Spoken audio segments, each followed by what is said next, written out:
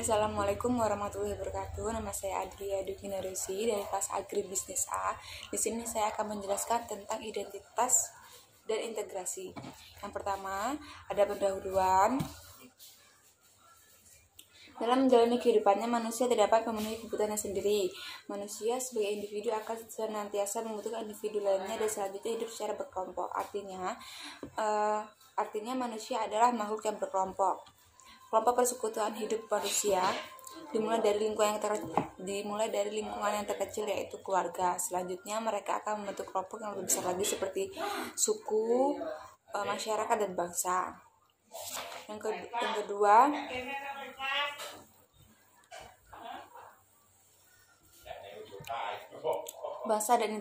bangsa dan identitas.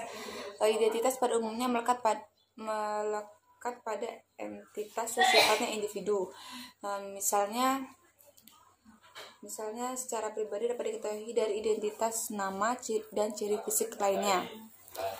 Kata identitas berasal dari bahasa Inggris, yaitu identity, yang secara harfiah berarti jati diri. Yang kedua, pengertian bangsa. Istilah bangsa dalam bahasa Inggris disebut nation. Kata nation berasal dari kata natio, yaitu bahasa Latin yang artinya lahir. Nation dapat berarti satu kelahiran, satu keturunan, dan satu suku bangsa yang memiliki kebersamaan keturunan. Orang-orang yang sama keturunan. Kata bangsa berasal dari kata Sanskerta wangsa yang berarti orang-orang, satu keturunan, satu bangsa, satu atau Jawa. Secara etimologis, bangsa berasal dari kata swangsa, artinya orang-orang yang berasal dari satu keturunan. Yang kedua, ada bangsa menurut arti sosiologis dan antropologis. Bangsa dalam pengertian sosiologis dan antropologis adalah persekutuan hidup masyarakat yang berdiri sendiri dan masing-masing anggota persekutuan hidup tersebut merasa satu kesatuan ras, bangsa, agama, dan adat istiadat. Jadi mereka itu menjadi satu bangsa karena disatukan oleh kesamaan ras, budaya, keyakinan, dan bahasa dan sebagainya. Selanjutnya ada bangsa menurut arti politis. Bangsa dalam pengertian politik adalah suatu masyarakat dalam suatu daerah yang sama dan mereka tunduk kepada kedaulatan negara sebagai suatu kekuasaan tertinggi di luar dan di dalam negeri.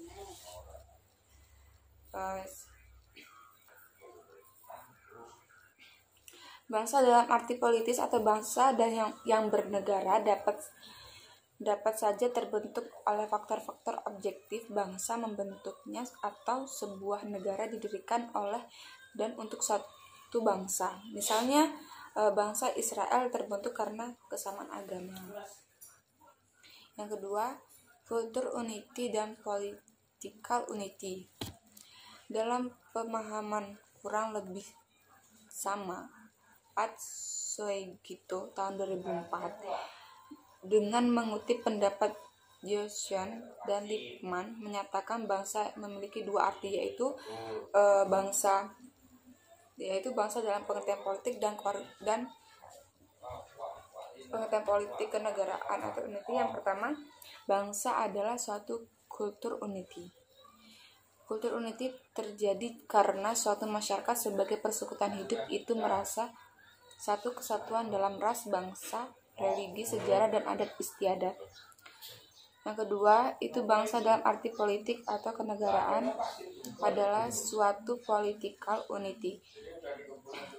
Yang ketiga, proses pembentukan bangsa-bangsa. Secara umum dikenal adanya dua proses pembentukan bangsa negara, yaitu model ortodoks dan model mutakhir. Yang pertama, model ortodoks bermula dari adanya suatu bangsa terlebih dahulu untuk kemudian bangsa itu membentuk suatu negara tersendiri. Contohnya, bangsa Yahudi berusaha mendirikan negara Israel untuk suatu bangsa Yahudi. Yang kedua, model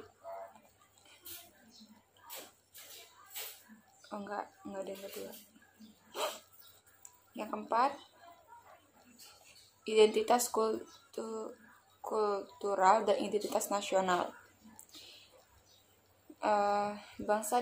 Dalam konsep bangsa di atas, kita bisa membedakan dua bentuk identitas, yakni identitas kultural, identitas kultur unity atau identitas kesukubangsaan, dan identitas nasional atau identitas politika unity. Yang selanjutnya, identitas nasional Indonesia. Yang pertama ada fakta pembentukan identitas bersama. Proses pembentukan bangsa negara membutuhkan identitas untuk menyatukan masyarakat bangsa dan yang bersangkutan. Faktor-faktor yang diperkirakan menjadi identitas bersama suatu bangsa meliputi primordial, sakral, dan kelembagaan. Yang kedua,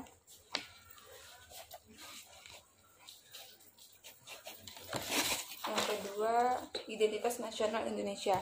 Identitas nasional Indonesia menunjuk pada identitas-identitas yang sifatnya nasional.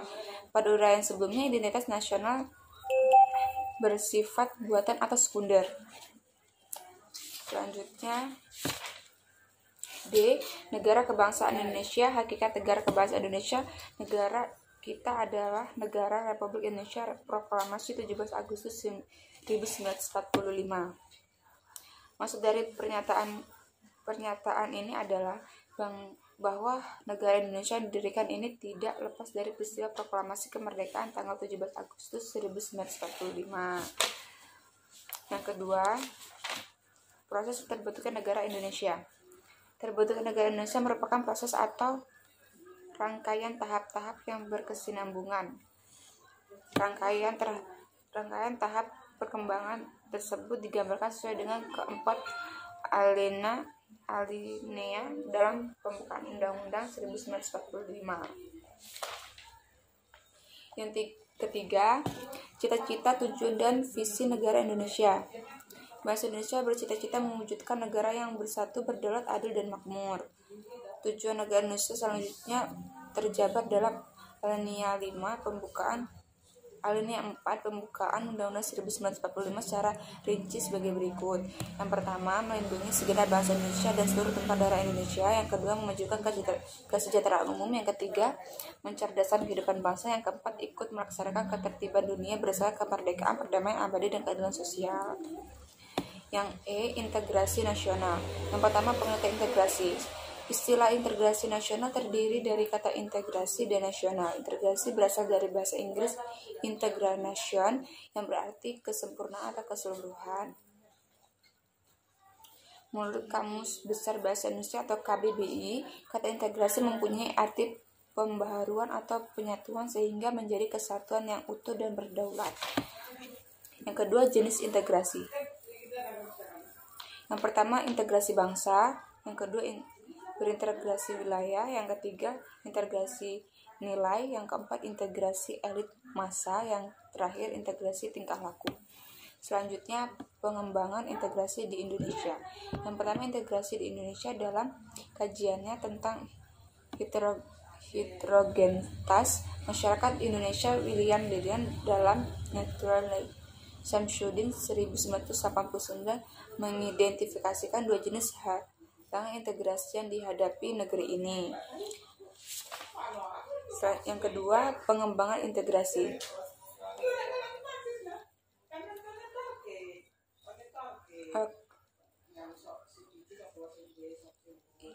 Howard Willings dalam Wahyah Muhammad dan Charlie A.C. Andre 1982 menyebut ada 5 pendekatan atau cara bagaimana bangsa dapat mengembangkan integrasinya.